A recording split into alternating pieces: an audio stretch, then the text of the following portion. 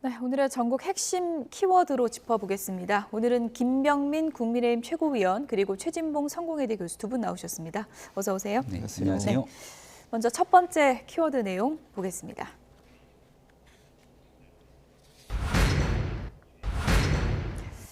여러 혐의를 묶은 건 꼼수다. 아니다. 각각이 구속사안이었다. 민주당이 이재명 대표 수사 관련해서 국감에서 날선 공격을 이어갔는데요. 어떤 답변이 나왔는지 먼저 들어보겠습니다. 가져왔다가 기각이 되니까 지금 다시 수원으로 내려보냈거든요.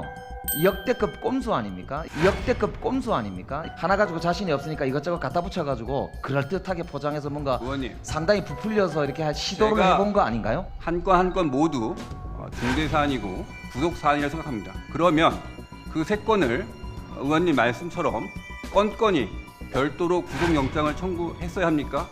그래서 모아서 한 겁니다. 그 판단이 잘못된 게 증명됐잖아요. 증명되지 않았습니다. 증명되지 않았습니다. 집단 뇌피셜처럼 계속 되뇌는데요. 본인들이 실력이 없어가지고 구속을 못 시켜놓고 지금 와서 마치 재판부가 뭔가 문제 있는 것처럼 계속 투덜대고 있다는 거예요. 투덜이 스머프도 아니고 말입니다. 법사위 국감장에서 집단 뇌피셜이나 투덜이 스머프냐, 중앙지검이 봐주기 전문가냐 이런 얘기를 하시는 거는 심히 적절치 않다고 생각합니다. 위원님께서 피고인의 개인 변호사가 아닙니다. 또 유일하게 남은 정점에 있는 이재명 대표만 구속이 안 됐어요. 이게 수사의 실패냐? 저는 그렇게 볼 수 없다고 생각하거든요.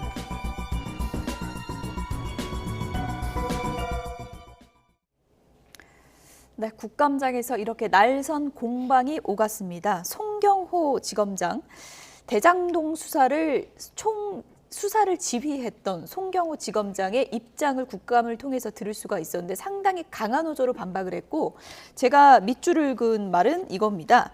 각각이 구속사안이었다. 이렇게 강경하게 답변을 했어요. 네, 그럴 수밖에 없죠. 위증 교사 혐의도 마찬가지일 것이고요. 그리고 백현동에 관한 문제, 이 쌍방울 대북 송금에 관련된 문제, 건건이 다 심각한 문제가 있다고 검찰은 판단했을 겁니다. 근데 이 세 가지를 왜 다 묶어서 영장을 치고 기각이 되니까 건건이 나눠서 분리 기소를 하냐라고 하는 문제 제기를 하고 있는 것처럼 보이는데요. 제1야당 대표에 대한 구속영장 청구입니다. 영장을 친다고 바로 법원의 심사로 가는 것이 아니라 국회 체포 동의안을 통한 국회의 문턱을 넘어야 되기 때문에 이걸 건건이 영장을 칠 수가 없는 노릇 아니었겠습니까?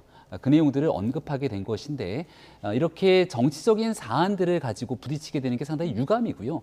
국정감사에서 법사위의 중앙지검을 대상으로 하는 국감은 국회의원 신분으로서 있게 되는 민주당 이재명 대표를 비호하거나 본인들이 갖고 있는 국회의원 신분을 활용해서 이 법적인 재판 절차가 진행되고 있는 과정에 영향력을 행사하려고 한다면 심각한 이해 충돌로 비춰질 가능성이 높습니다. 저렇게 주장하고 국정감사에서 언급하는 것 자체가 오히려 이재명 대표를 비호하기 위한 행동으로 비춰질 수 있는 만큼 상당히 부적절한 발언이었다고 생각합니다. 그동안 한동훈 법무부 장관을 통해서 검찰의 입장을 전해 듣는 형식이었다면 이번에 송경호 지검장 수사를 지휘한 사람의 입장을 직접 이렇게 들을 수가 있었던 건데 적극적으로 이제 반박을 하면서 그러면 우리가 한 건 한 건 모두 다 구속영장을 청구할 수 없었던 거 아니냐 이런 현실적인 문제를 또 지적을 했어요. 그러니까 그건 이제 검찰의 입장이고요. 예. 제가 볼 때는 한 건 한 건에서는 그 구속영장 청구가 거의 어렵다고 보는 것 같다고 자신이 저는. 없었다. 그렇죠. 왜냐하면 이게 사실은 여러 가지 증거들이 지금까지 나온 것만 보면 증언 외에 결정적인 물증이 없어요. 그러니까 결국은 이재명 대표의 구속영장을 엮어서 여러 건을 한 번에 한 거는 그거를 통해서 어떻게든지 구속영장을 발부받으려는 시도라고 저는 보거든요. 만약에 어느 한 건이 큰 게 있어서 그게 정말 결정적 증거가 있어서 판사가 봐서 분명히 이건 구속영장을 나오게 할 수밖에 없는 상황이라면 굳이 여러 개를 엮어서 할 필요가 없어요. 명확하게 하나만 하면 되지. 어찌 보면 여러 가지를 엮어서 하는 것이 도리어 불리하게 작용할 수도 있거든요. 한 건은 예를 들면 여러 건 중에 하나만 어느 정도 가능성이 있고 나머지는 전혀 없다고 하면 그게 무슨 의미가 있겠어요, 사실은. 그러니까 이렇게 검찰이 이런 식으로 구속영장을 청구한 것은 기본적으로 구속영장 청구했을 때 발부될 가능성이 낮다고 하는 걸 본인도 인정한다고 저는 생각해요. 물론 네. 검사 입장에서 그걸 인정할 수는 없죠. 본인들이 영장 청구를 했는데 거기서 아닙니다. 나는 그렇게 생각하지 않습니다. 이렇게 얘기할 수밖에 없다고 저는 봐요. 다만 이번에 구속영장 청구 관련해서는 결정적 물증이 없고 증언과 진술만 있는 상태에서 그걸 가지고서 증명해내기가 상당히 어려웠을 거다. 그렇기 때문에 이재명 대표와 직접적인 연관성이 없는, 즉 뭐 밑에 있는 사람이 구속영장 청구에 대해서 그게 발부가 돼가지고 구속돼 있다 해서 그것이 이재명 대표와 직접적인 연관이 있다고 보기는 어렵거든요. 그런 연관성에 대한 증명이나 이런 것들이 부족한 상태에서 너무 무리하게 구속영장을 청구해서 예. 불구속 기소를 해도 되는 상황에서 구속영장을 굳이 청구할 이유가 없잖아요. 그런 점에서 본다면 검찰은 여러 건을 엮어서 한 이유가 결국 자신감의 부족함이 드러난 거라고 저는 봅니다. 네.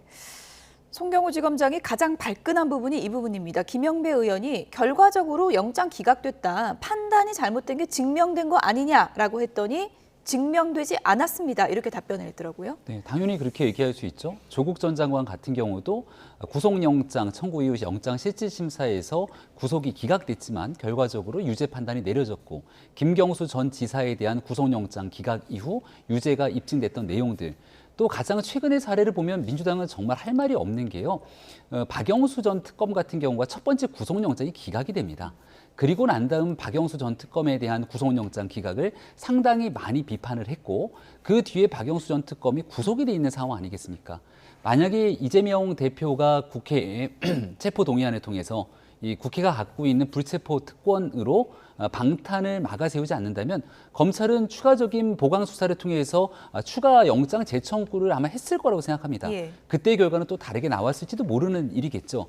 하지만 정치적인 사안으로 이 모든 것들이 얽혀 들어가기 때문에 검찰의 운신의 폭이 좁아진 상태고, 이 영장실질심사 기각이 무죄인 것처럼, 검찰이 모든 것들을 잘못한 것처럼 얘기하게 된다면 정말 범죄를 저지르고 나서 오히려 영장 기각 이후 방어권 보장을 위해서 풀어주게 됐던 내용들을 무죄로 치환시켜서 변화시키게 되는 그런 나쁜 정치적 결과로 이어질 수 있다는 점들을 민주당도 좀 새겼으면 좋겠습니다.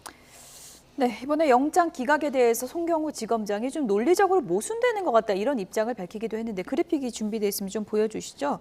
이번에 이제 이재명 대표에 대해서 영장이 기각된 판단에 대해서 서울중앙지검장이 납득이 어렵다, 논리적 완결성에 좀 의문이 같다라고 했고요.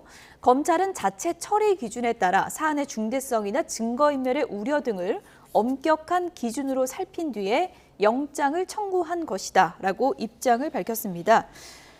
기각 결정문에 논리적인 좀 모순이 보인다. 법원의 결정을 좀 인정은 하지만 검찰로서는 받아들이기 힘들다, 이런 입장 같습니다. 그렇게 주장을 하는 거예요. 근데 저는 검찰의 주장인 거죠. 어차피 검찰은요, 판사 앞에 가서 양측이 마찬가지예요. 변호인이나 검찰이나 본인들의 논리성을 가지고 설득을 해야 되는 입장에 있는 거예요. 그러니까 물론 결과가 본인들이 원하는 대로 나오지 않았으니까 재판부의 판단을 저렇게 얘기할 수는 있지만 그거 자체가 정당성을 확보한다고 저는 보지 않아요.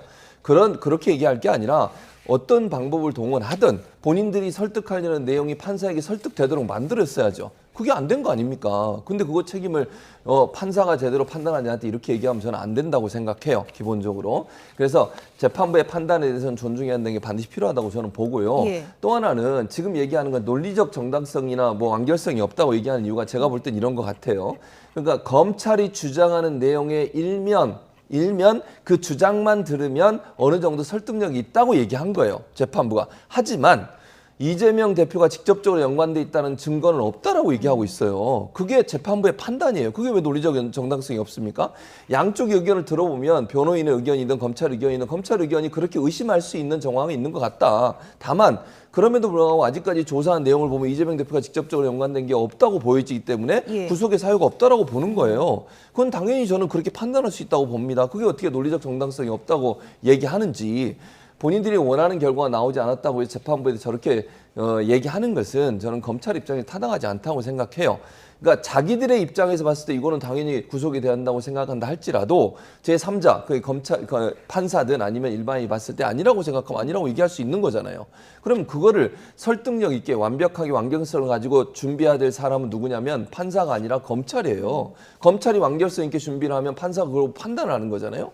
근데 아까도 말씀드린 것처럼 이재명 대표가 직접적으로 연관돼 있다는 결정적 증거가 없는 상태에서 그거를 완결성이 없어서 그렇게 된 거다라고 얘기하는 것은 검찰의 입장을 너무 일방적으로 말씀하신 게 아닌가 이렇게 생각합니다. 네.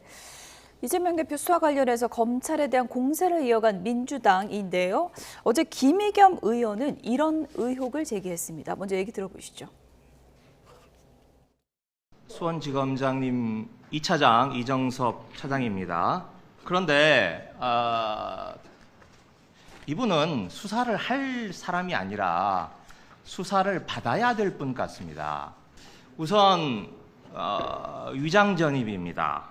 저렇게 아버지와 딸이 주민등록지를 옮겨서 명문 대도초등학교로 입학을 합니다. 근데 아까 제가 그 골프장 사유라고 했잖아요. 그래서 그 처가와 관련된 각종 민형사 분쟁의 이 집사 역할, 해결사 역할을 합니다. 이 자리는 지난 1년간 수원과 서울고지검이 한 업무에 대해서 말씀하신 자료를 알고 있는데 오늘 이 자리에서 할 수 있는 말인지는 좀 의문이 있습니다. 민주당에서 문제 제기하고 있는 그 이점석 차장에 대한 이런 내부 정보에 근거한 이 문제 제기는 이재명 대표를 향한 칼끝을 무디게 하려는, 이것을 관할하고 있는 이정섭 차장 검사를 겨냥함으로써 이재명 대표에 대한 지금 진행되고 있는 대북송금, 쌍방울 후원금 쪼개기 사건 같은 것을 막으려는 이러한 시도가, 이러한 나쁜 음모가 있는 거 아닌가 하는 그러한 우려도 듭니다. 네, 김의겸 의원이 칼을 겨눈 이정섭 차장검사, 지금 대북송금 수사하고 있는 차장검사죠? 네, 맞습니다. 여기에 대해서 본인이 수사할 자격이 있는가라는 물음을 문제 제기를 한 것으로 보이는데요. 김의겸 의원이 누굽니까? 성담동 술자리 의혹부터 숱한 가짜 뉴스를 내어놓고 국민적 지탄을 받은 바가 있었고요.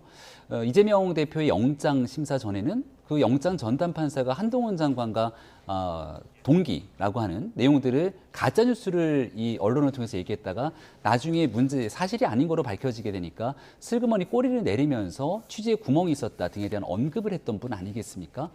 지난날 가짜 뉴스를 통해서 대변인 시절이 문제가 되고 나니까 업계에서 통용되는 잔기슬 등을 운운하면서 국민적 지탄의 대상이 되기도 했습니다. 예. 국정감사 자리에서 잘못된 문제가 있다면 중앙지검이든 또 수원지검이든 관련된 검찰의 잘못된 문제들을 밝힐 수는 있는 일이겠습니다만, 저렇게 이재명 대표를 수사하고 있는 사람을 대상으로 좌표 찍기식, 그리고 그동안 제기됐던 여러 김의겸 의원의 모습을 보면 전 내용이 사실관계가 확인됐는지도 모르겠습니다. 본인은 아니라고 또 이야기를 하고 있는 상황이기 때문에요. 예. 지지층들이 결집시켜서 결국 수사하는 검찰, 이 검사를 공격하게 되는 행위들이 이어지게 된다면 법치주의 퇴행으로 진행될 수밖에 없는 바, 김의겸 의원이 그동안 얘기했던 수많은 일들에 대한 진실 여부가 지금 어제 얘기했던 국정감사장의 모습과 다 맞물려 있다고 생각합니다. 네, 이정섭 차장검사가 YTN과의 통화에서 딸의 진학 문제로 인한 위장 전입 매우 송구하게 생각한다, 이렇게 이제 밝혔고요.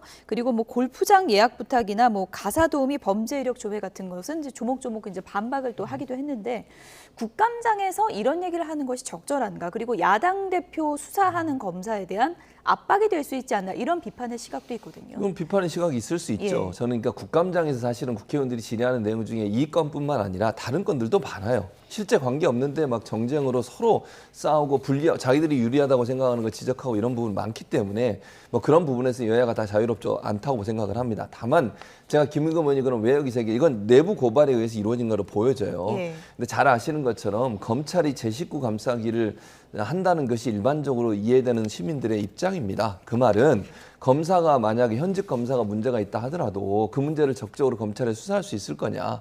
그러면 이렇게 공개된 장소, 특히 국정감사라는 장소에서 언론을 통해서 다 공개가 되는 장소에서 얘기하지 않는 이상 이 문제가 과연 드러나서 과연 수사까지 이루어지겠냐 하는 부분에서 많은 국민들이 의심을 가질 거예요. 그래서 저는 김의겸 의원이 그 얘기 제기했다고 저는 생각해요. 그러니까 물론 사실관계는 아직 모릅니다. 말씀하신 것처럼 본인의 입장은 지금 위장 전입은 인정하지만 나머지는 인정을 안 하고 있잖아요.